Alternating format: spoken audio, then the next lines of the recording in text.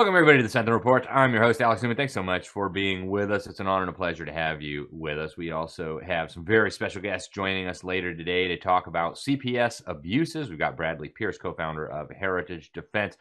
We also have Dr. Corey Miller, founder of a university-based organization with chapters all across the country, teaching apologetics and evangelism. You're not going to want to miss this. And then we have John Ferguson on the nuclear threat to the homeland in the United States. He insists it's very real and very dangerous. Stay tuned for all that. We also have the great Andrew Muller joining us for our news segment. He is Chief of Operations at Liberty Sentinel Media. We'll start like we do every day with a word from the Word. This comes out of Romans chapter 5, verse 8. The Bible reads, "But God shows his love for us in that while we were still sinners, Christ died for us."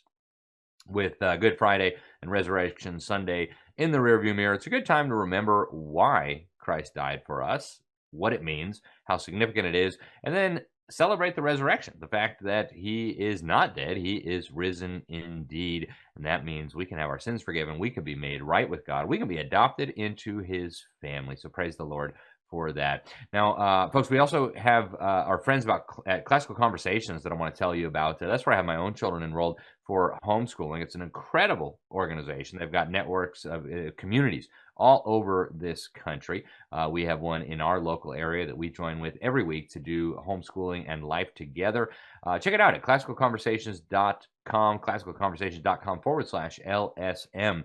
It's an incredible curriculum, classical education, entirely rooted in the scriptures, and it is available near you. So go check it out, classicalconversations.com/LSM. Now, going to the news, folks, over the weekend, actually on Resurrection Sunday, Trump put out a very interesting post on Truth Social. I can't even quote it all to you because there's some swear words in there, but he says Tuesday will be Power Plant Day and Bridge Day, all wrapped up in one.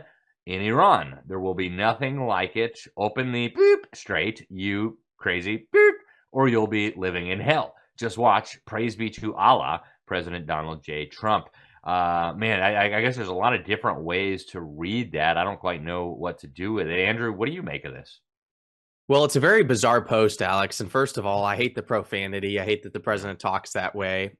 So that's unfortunate. And then when you say this praise be to Allah quote, you could take that a few ways. You could take it as mocking the regime and their beliefs. You could take it as a affirmative of, praising Allah. I don't think that's it. I'm taking it literally. But either way, it leaves this vague question in the American people's minds. Why is our president calling these people, curse words? Why is he saying praise to Allah? But this is in line, Alex, with Trump's whole approach to this war, which is vagalities, no clear intentions, no clear goals.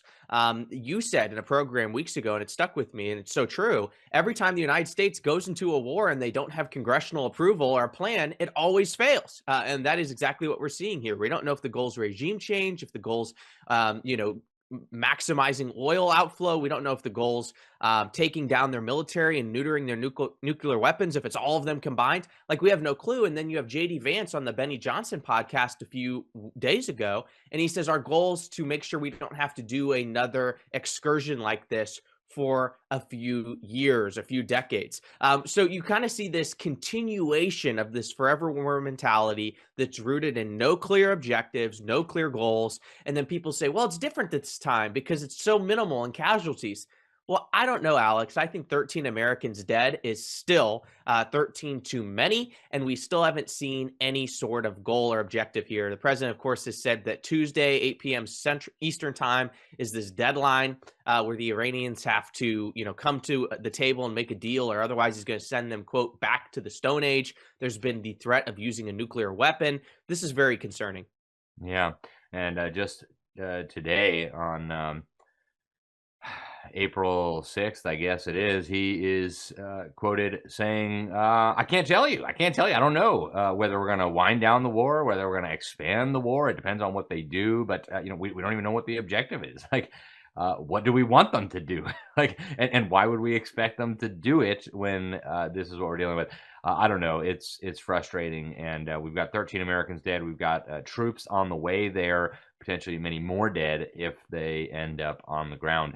We do have a Senate candidate in Montana promising that if he's elected, he's going to, first thing, introduce a bill to draft Lindsey Graham. Right, so Lindsey Graham can be the boots on the ground. This candidate, his name is Tom Landron. He says, I'm running for the U.S. Senate. If elected, the first bill I will introduce will draft Lindsey Graham into any conflict he publicly supports while in office. Now, this is a man who retired from the Montana National Guard. He's a veteran who served in Afghanistan. And so, I personally think Lindsey Graham might be a little less excited about all these wars if he had to go serve in them. But it's not all bad news when it comes to the administration. I do want to give a shout out to Secretary of State Marco Rubio. On Resurrection Sunday, he shared a clip of himself sharing the gospel. Listen to this.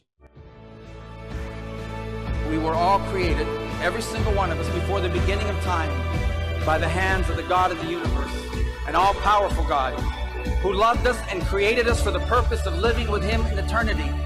But then sin entered the world and separated us from our Creator. And so God took on the form of a man and came down and lived among us. And he suffered like men. And he died like a man. But on the third day, he rose unlike any mortal man. And then, and to prove any doubters wrong, he ate with his disciples so they could see, and they touched his wounds. He didn't rise as a ghost or as a spirit, but as flesh. And then he rose to the heaven, but he promised he would return. And he will. And when he returns, because he took on that death, because he carried that cross, we were freed from the sin that separated us from him. And when he returns, there will be a new heaven and a new earth, and we will all be together, and we are going to have a great reunion there again.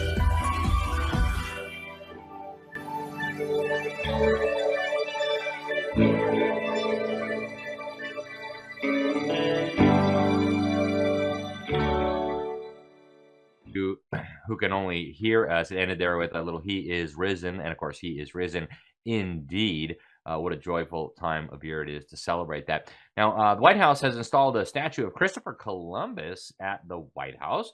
Of course, this is part of Donald Trump's efforts, the fake media says, to reshape depictions of U.S. history and culture. No, it's really just an effort to honor our history and culture. Trump called Columbus the original American hero and one of the most gallant and visionary men to ever walk the face of the earth. Andrew, you've studied Christopher Columbus. One of the things that I did not learn until very recently was that he publicly said he was being guided by the Holy Spirit in his effort, and one of his main objectives was to bring the gospel to new peoples who had not heard it. Why do we not learn this? Why do people not know this about Christopher Columbus? Because it destroys the whole narrative that the progressives want the youth to understand, which is that Columbus was a colonizer. He came, he spread disease, he subjugated, he destroyed, and that's what made America. That's the cradle of America, they would argue. But the opposite's true. Christopher Columbus, despite his many faults, just as David had his faults in the Bible, just as even our George Washington, who we look up to as a man of great Christian character, he had his faults. But Christopher Columbus actually served God, and he wrote in his journals extensively that he was led by his passion to spread the gospel. And of course, his mission wasn't colonization. His mission was to get gold to take back Israel and Jerusalem from the Muslims. So that's why he existed. Of course, he tried to land in India. He landed in the Americas. That's why he called the Native Americans Indians. And that's where that comes from. But Christopher Columbus was a great man, despite his faults, and he had them, but he was a great man. And of course, you have to recognize that if it wasn't for him and his faith that led him to take this incredible voyage, which is insane when you read the history of the trials he went against, it's because of that faith and those trials that made the United States what it is today. And for that, we should be grateful. My buddy John Eidsmoe, great constitutional scholar, he wrote a book titled Columbus and Cortez Conquers for Christ. And in that book, he depicts the Christian character Columbus. And I'd encourage people to read that if they want to know the full story. Yeah, Colonel John Eisenhower was a great man of God, and Christopher Columbus had some faults. Yeah, none of his critics have faults. So, I mean, those Black Lives Matter people, they are just perfect examples of perfect human beings. Yeah, we'll leave it at that. Folks, good news out of the U.S. Supreme Court. Major ruling in defense of the First Amendment. They struck down Colorado's ban on so-called conversion therapy for minors. They claimed this unconstitutionally and unlawfully restricts the free speech of therapists.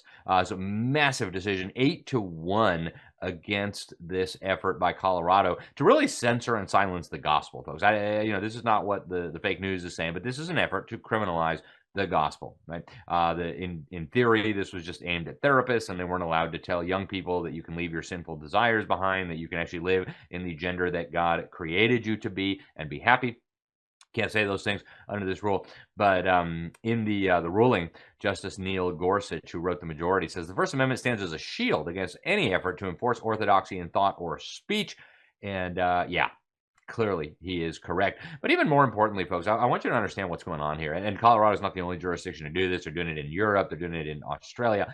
They want to criminalize the statement, which is a biblical statement, that God can give you a heart of flesh and replace your heart of stone, that he can give you new desires, that you can be a former fornicator or homosexual or all these other things as we read in the scriptures. And of course, we know that is true, and therefore we say it even if we're not allowed to. But great to see the Supreme Court giving a solid defense of not just the First Amendment, but our ability to articulate the gospel in any setting. Other good news, the last charge has officially been dismissed against David Daleiden. He is the man, you might remember, who exposed the Planned Parenthood butchers. He's the guy who was responsible for getting that secret video where they showed senior executives of Planned Parenthood literally talking about chopping up babies in special ways so that they could make more money from the body parts of these babies. They were harvesting organs from the murder victims and selling them, and then joking about how they were going to now be able to buy a Lamborghini and stuff. So Daleiden, he is the founder and president of the Center for Medical Progress. And here's what he said on X. He said, as promised, the final charge has been dismissed and the case completely expunged after a couple months of administrative delay and a truly bizarre last-minute April Fool's attempt by Planned Parenthood Federation and the National Abortion Federation to overturn the state's agreement. Folks, if we don't remember this case, this was actually launched by Kamala Harris. Yes, that Kamala Harris. And they went after this man viciously, okay? And I mean viciously. They tried to destroy him. 9 years of weaponized political prosecution to try to destroy a man who just exposed the truth about the abortion industry. It's great that all of that has now been put behind us, but frankly, I think a lot of the people involved need to be held accountable for this malicious prosecution. The defense attorney, Steve Cooley, former LA County District Attorney, said that in his 5 decades as an attorney, 40 years of which were as a prosecutor, he's never seen such a blatant exercise of selective investigation and vindictive prosecution. Remember, folks, this is the lady, this was started by the lady, if you can call her that, who was almost the president of the United States. And if you think she wouldn't do that to you and the people you love, you are kidding yourself. Boy, did we dodge a bullet. Now, Larry Fink, the head of BlackRock, which has $10 trillion under management, says that woke was a failed experiment. Check this out. Do you believe the woke era a failed experiment? The ESG, the DEI, the kind of push for that. When you talk about things now, you talk in a practical sense, what we can do, what we can get done. Looking back at that, how do you see it? Society moves, the pendulum moves all the time. In BlackRock's cases, we are responsible for managing money for everybody. And even today, as you said, maybe these, renewables are less talked about it. I can tell you right now, we have many investors worldwide are investing in renewables, trying to emphasize solar and other things like that. We're working with Occidental Petroleum right now to building the best carbon capture factories in Texas right now. So. Yeah, don't believe this guy, okay? They were absolutely weaponizing your money against you and against companies that we need in this country, including energy companies, forcing not just the Fortune 500 and the big companies, but even their suppliers and their distributors and their contractors to go woke. It's time this is brought to an end. I'm very grateful to the state attorneys general who went after them. We need our law enforcement agencies to stand up for us.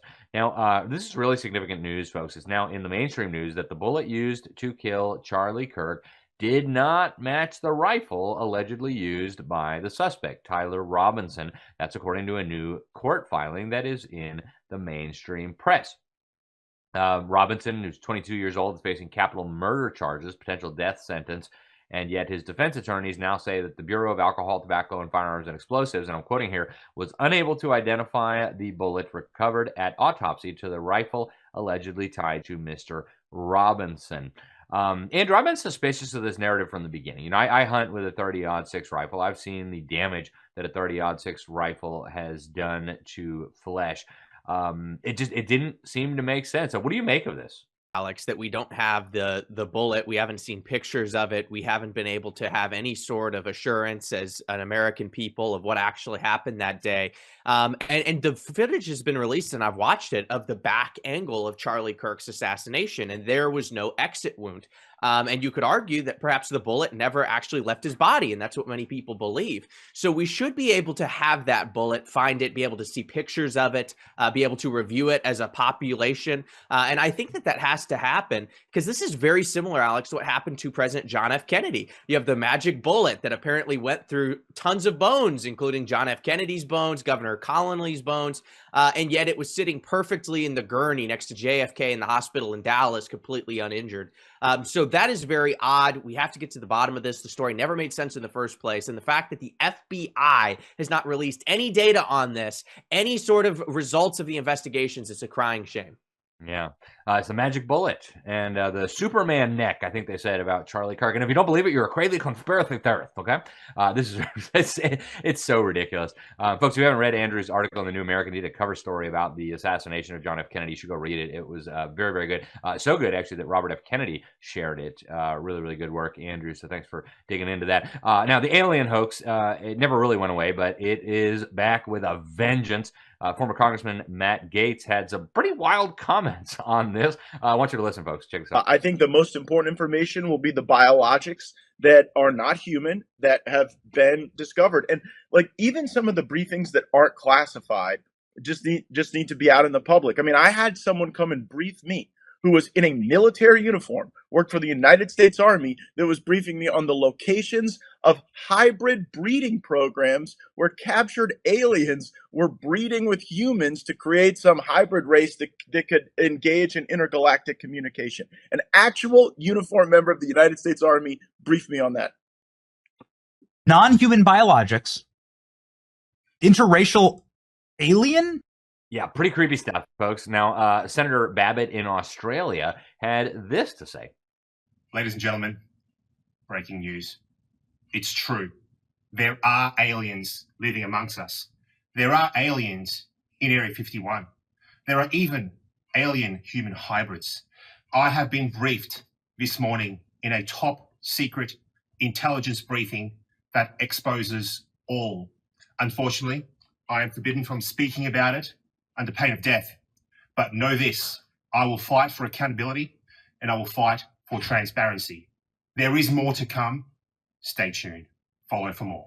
They are getting us ready, folks. We showed J.D. Vance just last week talking about how these are probably demons. I happen to agree. We shall see. I do not believe these are little green space aliens coming to visit us so they can tell us that Jesus isn't real. Oh, yeah. Oh, you flew all the way from another galaxy to say Jesus wasn't real? Really? You didn't have anything smarter to say? Yeah, okay. Turning also to intelligence issues, DNI Gabbard, Director of National Intelligence Tulsi Gabbard, is now discussing an investigation into Fauci for funding gain-of-function research in China. Check this out.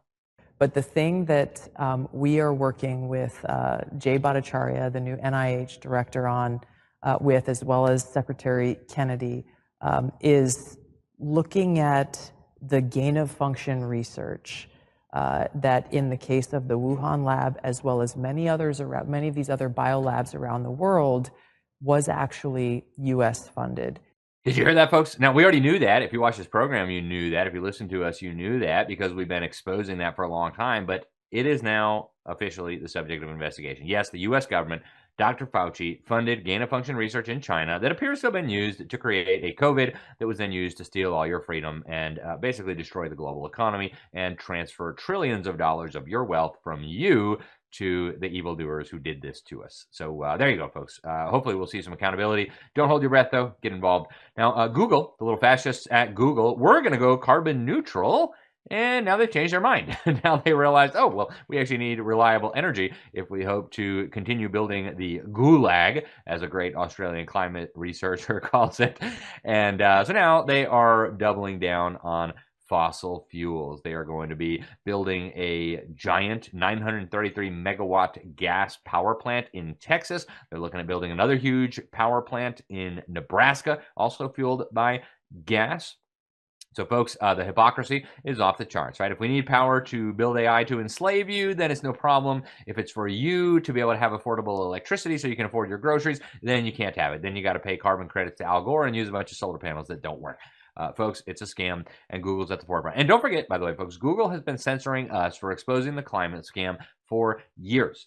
We've got it on record. The head of communications for the UN publicly bragging about their partnership with Google to silence people like us for exposing their climate hoax, right? They don't want you to see the kind of stuff they're doing, like our little friend, the Dragon Jaguar Guardian spirit at the UN Climate Summit that we just found in the Amazon rainforest, right? They don't want you to know that, so they will hide it from you. But they'll go ahead and build gas-fired power plants if they need it to build AI. Now, CNN just did a really interesting interview with Fidel Castro's grandson. Turns out he wants capitalism. Listen to this. We actually would welcome, he says, speaking for himself, a deal with Donald Trump. I don't like his threats, is what he told me. But if he opens up the island, if he improves the economy here, then it could all work out for the best. And so let's just listen to this conversation, which was more than a little surprising. What would your grandfather, Fidel Castro, say that you're more capitalist than communist? My grandfather was a person who had his principles like everyone else, but he also respected others' opinions. That's my way of thinking. Yeah, he respected other people's opinions, like murdering them if they disagreed. Okay. But anyway, it's interesting that Fidel Castro's grandson wants to deal with Trump and he's a capitalist. Wow. Now, turning to Argentina, Bloomberg just reported this week that poverty has now fallen to its lowest level in almost a decade under the leadership of Javier Milei. And of course, all the economists warned that he was going to destroy the economy. Everything would be ruined. Oh, no, in 2023, more than 100 economists, including some of the most credentialed economists in the field, signed an open letter saying that electing Javier Milei would devastate Argentina. And of course, the opposite is true. They are on their road to prosperity. Hopefully they can stay there. Now, over in the north, in Alberta, they just crossed the threshold, 177,000 verified signatures to have a vote in October about seceding from the Union, the People's Republic of Canadistan. I think they prefer to be called Canada right now. But very interesting. We'll see what happens. They have a lot of energy resources. They've got a lot of economic vitality, and for obvious reasons, they're tired of having their policies dictated to them by a bunch of totalitarians on the coast. And last but not least, over in Sweden, their digital ID system has been hacked, and apparently data from the public is now being sold on the dark web. The Swedish government and their friends are saying, oh, it's no big deal, don't worry. But folks, it is a big deal, and it just highlights the incredible danger of having digital IDs. Also, 9 members of an Antifa terrorist cell in Texas have all been found guilty of terrorism in a case brought by the Department of Justice. Sets a very significant precedent as the U.S. government tries to dismantle what they call a terrorist group. That's all we have time for in the news segment, but stay with us, folks. We're going to be right back with a horrific case out of Sweden where parents lost their children for being too Christian. Also, go to the website libertysentinel.org. We'll be right back here on the Sentinel Report.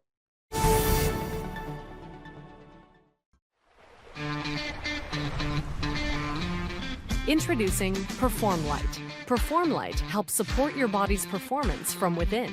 This plant-powered electrolyte drink helps you be the power plant that you are meant to be. Unlike most electrolyte products in the market, PerformLyte is more than just a sodium, potassium, or magnesium-containing electrolyte formula. It is bioenergetic nutrition.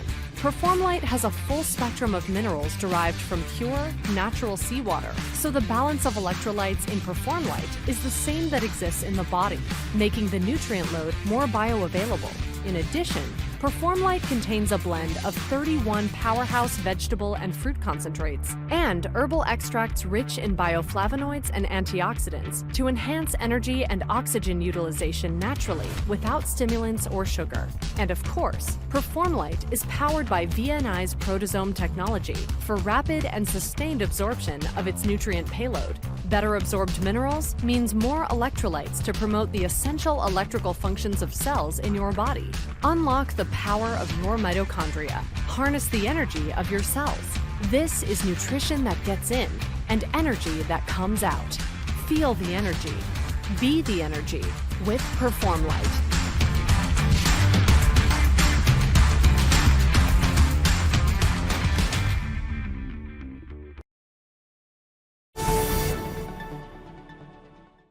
Welcome back to the Sentinel Report. Alex Newman, your host here. Folks, there's a terrible tragedy that has just unfolded in Sweden. It's really just the tip of the iceberg. As regular viewers know, regular listeners know, I lived many years in Sweden. I have fond memories of Sweden. But the fact that the government is very hostile to Christianity is indisputable. And this just surfaced again. It's now hitting the mainstream news in the United States. You've got Christian parents who have had their daughters confiscated by the government, not for abuse, but for being too Christian. It all started with a phone call from one of the girls. Parents said she couldn't use her smarty phone anymore, so the girl called the government and said she was being abused. Almost immediately retracted that claim of abuse. Prosecutors realized there was no case here. There was no abuse happening. Everybody involved acknowledges this, and yet the social services decided to keep the girls because the family was too Christian. They were extremists because they were taking the girls to church 2, sometimes 3 times per week, if you can imagine that. And they even believed that their daughters should have the same values as they did. Now, in America, that might not sound as controversial, but in Sweden, yeah, raising your children as Christians is very controversial. This family just lost their final appeal. They went all the way to the European Court of Human Rights. They were represented by the Alliance Defending Freedom, a major international legal group, Christian legal group, and they lost. The court ruled that the case was inadmissible. So this now stands as precedent in Sweden. If you're too Christian, you might find yourself losing your children. The Samson family, their 2 daughters, I believe one was 11. Sarah, the one who made the false report of abuse, was 11 years old. Joining us now to discuss all of this is a returning guest. His name is Bradley Pierce. He does a lot of things. He's an attorney extraordinaire. He's also the co-founder of Heritage Defense. This is a legal group in the United States that represents and protects the rights of Christian homeschooling families. I've actually been a member for many years as a Christian homeschool family. Bradley, welcome to the program. Thanks so much for joining us today. Thank you, Alex. Great to be with you. Great to have you here. Bradley, this obviously is happening in Sweden. The United States is not Sweden, but we see, even in some conservative states, troubling indications that this is the general direction we're moving if we're not careful. What do you make of this case? Yeah, I mean, this is where we're headed unless we put the brakes on and fight, for our family freedoms. And we see, it's not as bad as that, as what we've heard about with the Swedish case in America yet. But we have had some cases. There was a case out of Indiana just in the last couple of years where a family, similar thing, had a child accuse them of abuse. The abuse claims were later dropped, but because the parents were not affirming of the child transitioning to, claiming to be another gender, this Indiana Supreme Court ultimately upheld the child not being returned to the parents. And that got appealed all the way up to the U.S. Supreme Court, which decided not to hear it. So right now, even in Indiana, parents can, if a court there says that, well, we think it would be harmful to return the child to you because you're not going to affirm them or call them by a new name that they want you to call them, then we're going to keep your child, even though there's no abuse, there's no neglect. So we see some of that happening here. And certainly we have many cases here at Heritage Defense as well that arise a lot like that one did, where you have a child that parents are, exercising some form of discipline, in this case, like taking away a smartphone, and next thing you know, you got CPS knocking on your door. Yeah. And I've had other parents tell me, my child is threatening to call CPS on me if I take away his iPhone. Like, what's going on here? But this is the modern world that we live in today, and children are taught to believe that this is reasonable by their peers and some of the garbage they see on social media. Bradley, we've had a lot of lawmakers on, just even over the last few months, from Oklahoma, from Idaho, from other states, where these kinds of concerns are surfacing more and more, and they're looking for legislative solutions. What do you think about the general legal state across the United States? Should lawmakers be looking at some additional protections for parental rights, especially in certain states like Indiana, where you just described this court being able to kind of substitute its own vision of what's best for the child over that of the parents? Yeah, absolutely. And because there's some positive things going on around the country as far as reining in some of these abuses, at least in some states, and that's good. We should encourage that. But there's still a whole lot more that needs to be done, because most child protective services agencies have been given so much power, so much discretion, and not a lot of oversight and due process. And so we need to rein that back in. Yes, we need to be protecting children who actually are being harmed. Absolutely. But whenever we're going beyond that, and instead the government is substituting its judgment for parents, where there's not actual harm happening, that needs to be reined in. But it's really hard because, a lot of these CPS cases, CPS kind of reining them in, they use the classic, well, we should have absolute power because even if it saves just one child, then it's worth it, even though we run over the rights of so many other people. But we have to resist that and overcome that and show that, no, this is in the best interest of all children and the best interest of families for, yes, there to be safeguards, but there still has to be freedom. Yeah, absolutely. And of course, you would know as a father of, I believe, 11 children. That's amazing. Catching up slowly but 12 surely. now, actually. 12 now. Oh, man, that's amazing. Cool. So we've got a ways to go before we catch up. But Bradley, you guys at Heritage Defense do wonderful work. When I first heard of your organization years ago, I thought, man, that's something I need to be involved in. So my wife and I signed up right away. We've got the phone number right on the refrigerator. We know that if we ever get that knock on the door, we can get an attorney in our state anytime, day or night. But talk to us a little bit about Heritage Defense. You guys do phenomenal work. I see you often represented at homeschool conferences that I'm speaking at. A lot of Christian homeschool families rely on you guys. Talk to us about the organization and what you do. Yeah, well, exactly what we were talking about here is exactly why we started it back in 2010. We've now been going for almost 16 years. And it's because we want Christian parents to know that they can obey God and they can, and not have to do that with a chilling their obedience, thinking that the government's going to, take their children away and, permanently remove them, like what happened in Sweden there at any moment. And they're going to be totally on their own. So we want them to know that we have their back. We're there for them, protecting them. And so Christian homeschooling families join Heritage Defense. And then if they have a situation, they can call us 24/7. They have CPS worker at their door.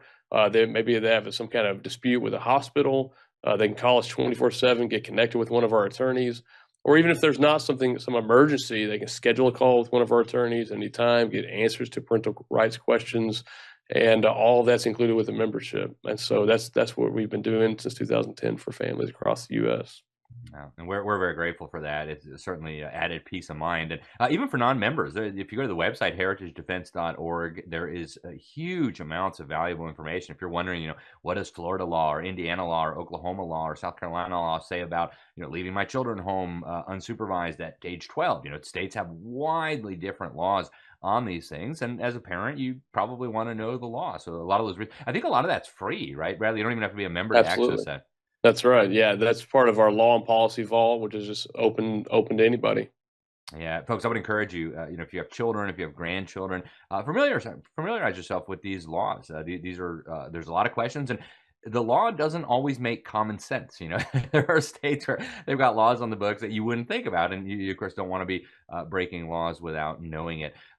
Bradley, if I'm not mistaken, it's like $10 or $12 a month for a membership, and that gets you access to an attorney if you ever need one, God forbid, anytime, day or night, in all 50 states, right?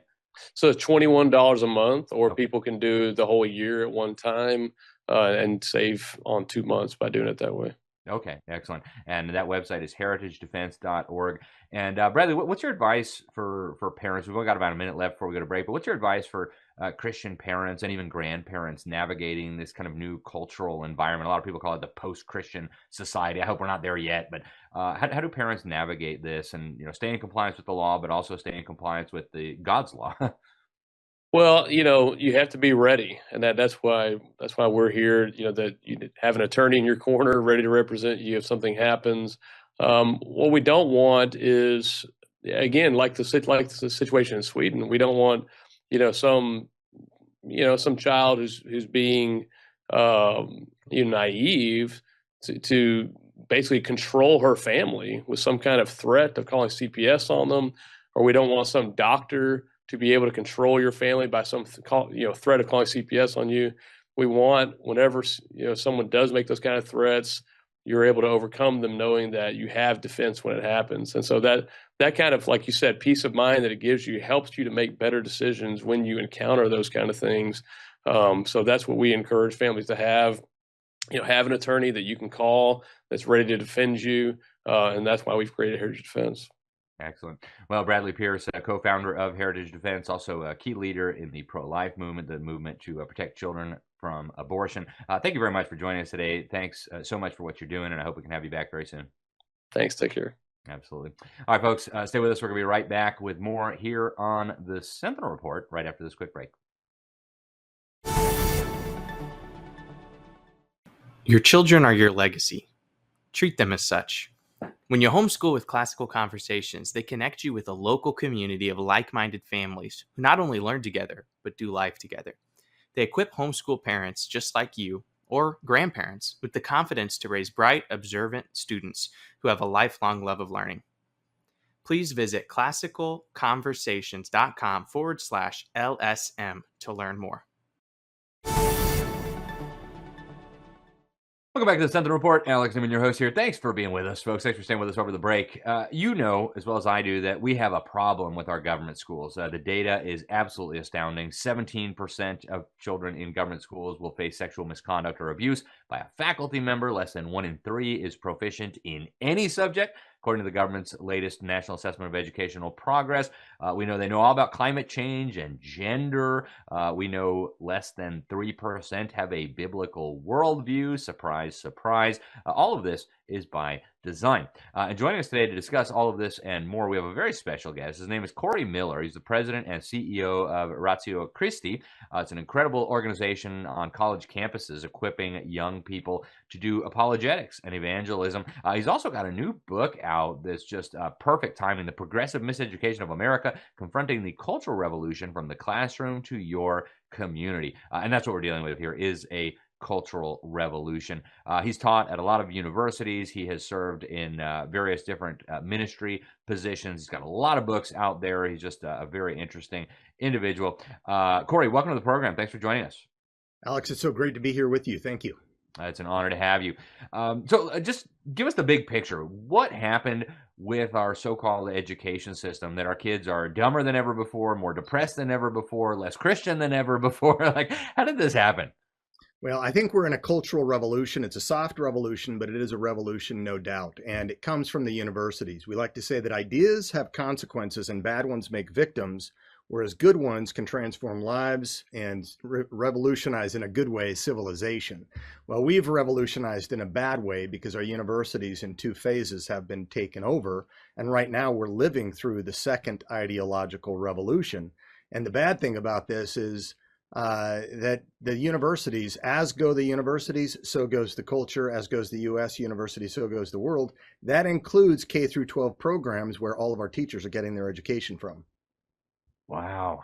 So is there a solution here? I mean, I know you're working on helping these young people do apologize, which I think is critical. Most of our young people coming out of our churches today, they have an hour of youth group every week and maybe an hour of Sunday school every week, but they don't really know how to defend the faith. They don't know how to defend why they believe what they believe. But what's the solution to this when it comes to the universities indoctrinating our young people and our future teachers? Yeah, and I think parents and grandparents are literally paying for the apostasy of their own children if they send them off to these secular baptismal fonts ill-equipped. And again, you can't even avoid the Christian schools, K through 12, because that's where the teachers are getting their education from these secular universities. So I like to say that we've been running around as the menace of mindless Christianity for about a century, and it's time we repent and love God with our heart, with our soul, and with our mind, as Jesus commanded us to. Ratio Christi is a movement that is like many other movements, studying apologetics, giving historical, philosophical, and scientific reasons for following Jesus. But we're on the campus, the most influential institution shaping civilization. And in fact, it's shaping the church more than the church is shaping it right now. And so in my book, I lay out how this happened, look to the universities, and what we can do to reverse course on this. Our ministry has a product line of booklets by 60 plus Christian authors at the highest levels, writing at the 11th grade reading level, 25 pages on everything from why does God allow evil, how do science and scripture collaborate together, is scripture reliable, then looking at race, class, sex, gender, ethnicity, and so forth. Then we have a high school division, we have a professor's division, or undergrad on 100 campuses, and we have a special ops ministry that we are trying over 40 or 50 years to reclaim the universities by funding PhD students, Christian PhD students, at top 100 colleges to launch PhD student-only ministries. It's high time that we develop a movement of missional professors, but the pastors have got to start equipping again, like Ephesians 4:11 and 12 says to do, and not get encumbered by skinny jeans and fog machines on Sunday mornings, right? They need to be equipping. Parents, they're exhausted. They both work because of economic issues, maybe ideological issues, cultural issues, but they've kicked their kids off oftentimes to the youth pastor. And if you look at the statistics on pastors holding a biblical worldview today, it's terrible, and it's worse for the youth pastor. The parents need to take their prerogative and start educating their kids again. It's tough, I know, but they've got to do it. Otherwise, just send your kid off to the secular baptismal font, because that proverb that says, train your kid in the way they should go, and when they get older, they won't depart from it. They're actually getting conscripted to work for the other side. Amen. Yeah, and I know there's a lot of people watching us and listening to us right now that are deeply offended, but it's true, and it needs to be said, guys. I'm sorry, it's true, and you all know it's true. That's why you're offended, right? So no offense, but these things need to be said. And Dr. Miller, I neglected to mention in your introduction, and I should have pointed out that you are a true academic in the true sense of the term. You've got master's degrees in philosophy and biblical studies, philosophy of religion and ethics. You've got a PhD in philosophical theology from the University of Aberdeen. So you practice what you preach. You've been in the academic disciplines. You taught at the college level. You were on the faculty at Indiana University for 12 years. So you've been there. You know what you're talking about. There's a lot of pessimism I've noticed in the church among people who understand the problems that we have. It's like, oh, it's over. It's doomed. America's a post-Christian society. Prepare for the end. Are you optimistic that we can turn this around, or are you also convinced that it's all downhill from here? Yeah, when I applied ChatGPT to my book before I had it published, it said that your greatest nemesis is Rod Dreher. I call him Rod Dreary because he says the culture war is over, we lost, and now we need to just hunker down and wait for civilization to die on top, and then we'll come back up and restart, after the nuclear fallout. I really like his writings and his books, but I do think he's a pessimist. I'm an optimist, so he was my nemesis, according to ChatGPT. No, we cannot run. We should not run. Where are we going to go? Into our closets? They're coming into our closets after us now. They're coming into our churches.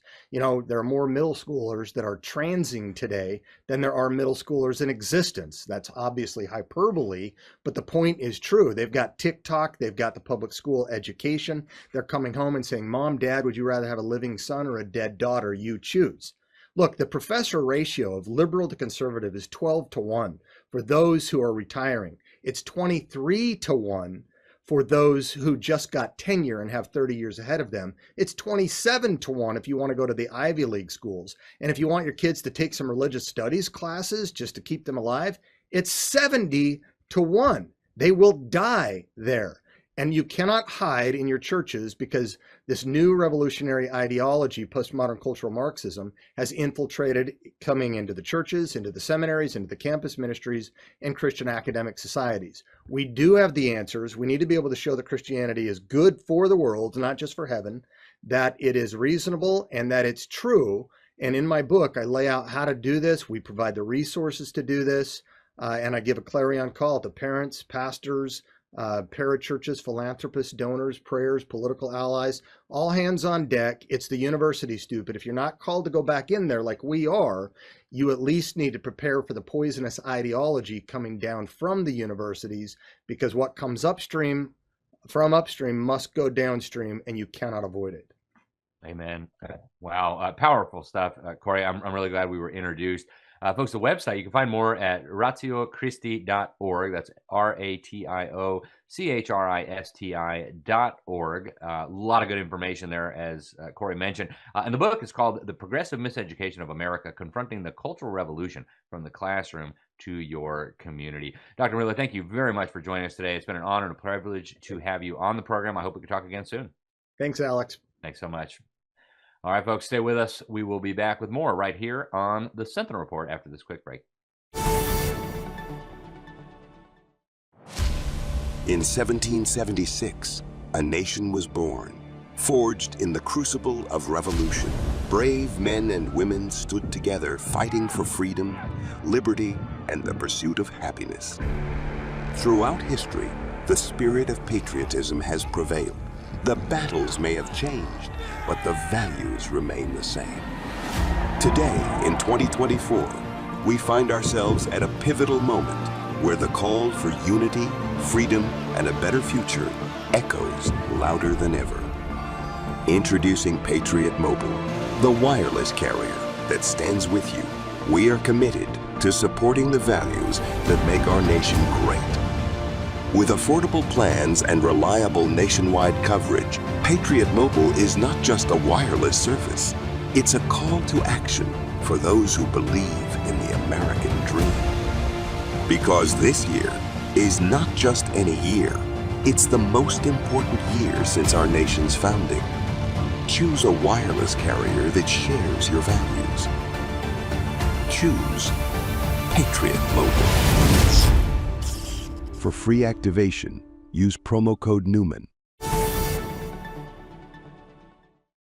Welcome back to the Sentinel Report. Alex Newman, your host here. Folks, there's been a lot going on the national security front in this country. There's a lot to be concerned about. There's the talk of sleeper cells. There's the drones that have been seen over military bases right here in this country, not like overseas somewhere, like right here in the homeland. And of course, the nuclear threat. I mean, we've had the Russians threatening to nuke us over and over again over the last few years. Our next guest says the nuclear threat is real, that we need to be concerned, and he's got some very profound insights into what may be going on at our military bases when it comes to these drones. I'm referring, of course, to John Ferguson. He's the founder and chairman of Saxon Aerospace and Saxon Unmanned. It's a Kansas-based manufacturer of military-grade unmanned aircraft and remote systems. He's a former U.S. Marine Corps officer or veteran. He was a former reconnaissance scout swimmer. He became a deep-sea diver. So he's got a lot of experience in the military, working in over 80 countries. He's got multiple pending U.S. patents, and he knows a lot. He went viral last year, I believe, with some explosive information that he was revealing. John, welcome to the program. Thanks for joining us today. Well, thank you, Alex. It's great to be back. Thank you. It's great to have you. So, John, let's start with the nuclear threat. You and I spoke a little bit on the phone, and you have some very serious concerns about the national security situation here in the country. How concerned should Americans be? I think we as Americans should be very concerned. And the reason why is if a lot of your listeners remember, I did that report last year where we were trying to stop actually the Iranians from bringing a nuclear warhead into the United States. That was a very real threat. And a lot of people, they always ask me, where did it go? Did they ever find it? And we never knew. But we've just recently uncovered that, no, they didn't actually find it. And it is actually here. And we have basically, we'd given all of our information over to the authorities and hoping that they will do something with it. But in the around the mid 90s, there was a report from the Pentagon that stated that they had felt like there might be one, maybe two here. And what we did is we turned over all of the information that shows that, yes, it was here. We know who had it, who sold it, how they processed it, how they packed it, how they transported it, and where it landed when it was here or when it first arrived here in the United States. We turned all of that information over. So God willing, it's in the hands of the authorities, and hopefully they'll do something about it. Well, are you confident that something can be done about it? Are you confident that something will be done about it? I'm just going to hope that there's something that'll be done about it, because again, it's a very real, serious threat. And again, there's a lot of people around the world that are talking about these nuclear threats now, and it's more important now in our lives than it ever has been. So I'm just hoping and praying that they actually will do something about it, because they need to. We turned over all of the solid evidence that links the whole spider web together. So now it's up to them. Wow. John, there's been a lot of news reports about drones being spotted at U.S. military bases, including right here in the United States. How concerned are you? How concerned should we be? I am less concerned about the drones. And the reason why is because I'll just give you an example. If you take this drone behind me here, it's a 4.1 meter wingspan aircraft, so roughly 12 to 14 feet, right? So this aircraft is $150,000, $200,000 at its most basic setup. And a lot of the reports are showing that drones of this size are flying over the bases. And if you can imagine, what kind of a budget would it require to have dozens of these things or similar to these things flying over our most critical infrastructure and being some adversarial nation? I can't imagine any base commanders or Secretary Hegseth or President Trump allowing something like that to happen in our own backyard. What we would believe is that maybe they're testing our weaknesses, and they found them. And I would like to just think that they're more internal than external aircraft. So you think these are probably American drones, not hostile adversaries? I would just have to say it's highly unlikely that, and I don't know why they would be doing it and not telling these base commanders or whatever, but it's highly unlikely. I mean, think about it. 15 or 20 of these things at $150,000, $200,000, $300,000 a piece flying in a swarm over our most critical infrastructure. I mean, do you think that the administration would actually allow that to happen?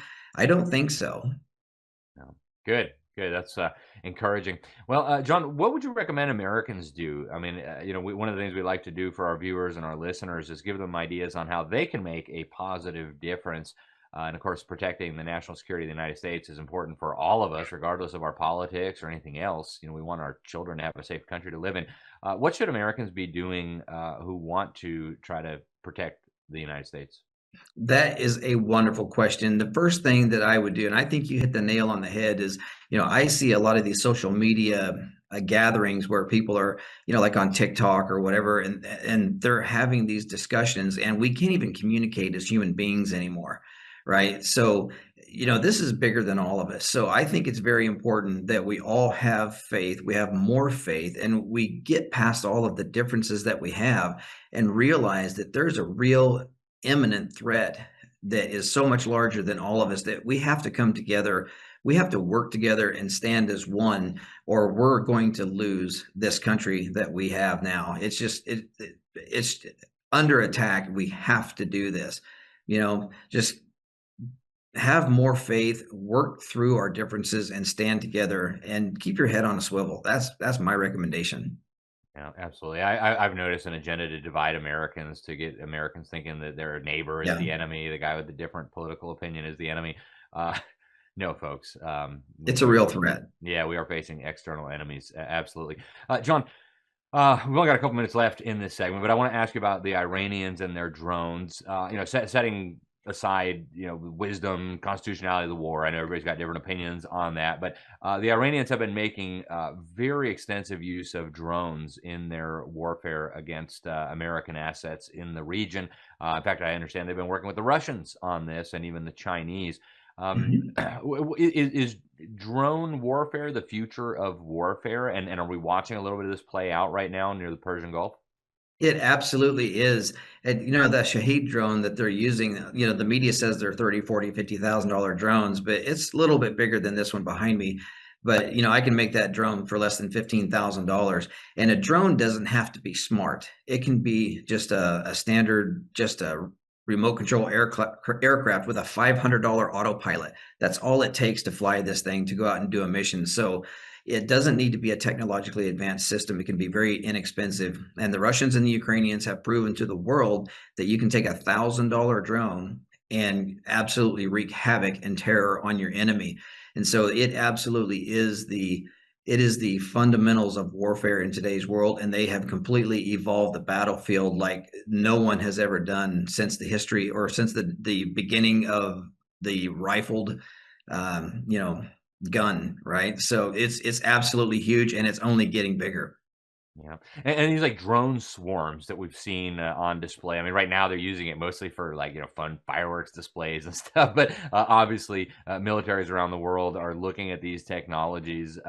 Are you concerned about the future of like drone swarms coming in and staging attacks? And do we have the capabilities to defend against something like that?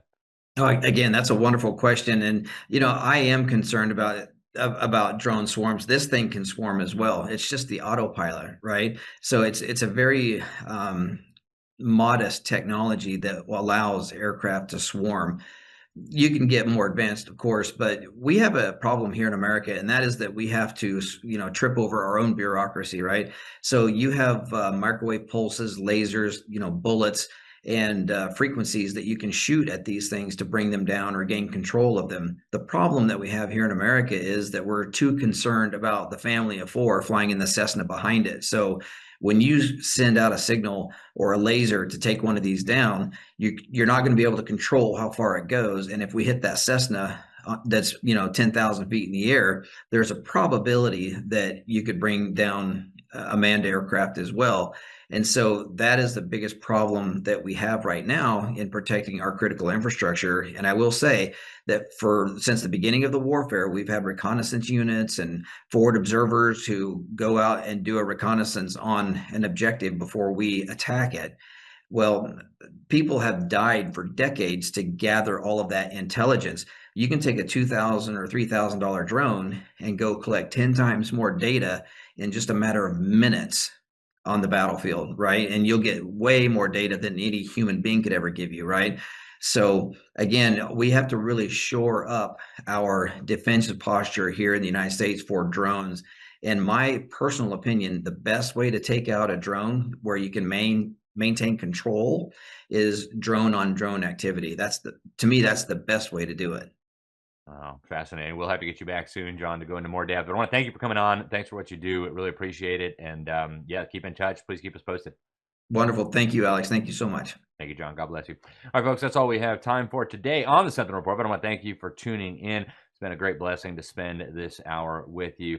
We hope you'll join us again next week, wherever you're watching us or listening to us. We're on all the major podcast platforms, radio all across the country, YouTube, Rumble, you name it, we're there. And we encourage you to go to the website, too, just in case the big tech overlords decide to shut us down. It's at libertysentinel.org, libertysentinel.org. You can sign up for our free newsletter and so much more right there on our webpage. Thanks again for tuning in. I'm Alex Newman. This is the Sentinel Report. Until next time, we appreciate you. God bless you all.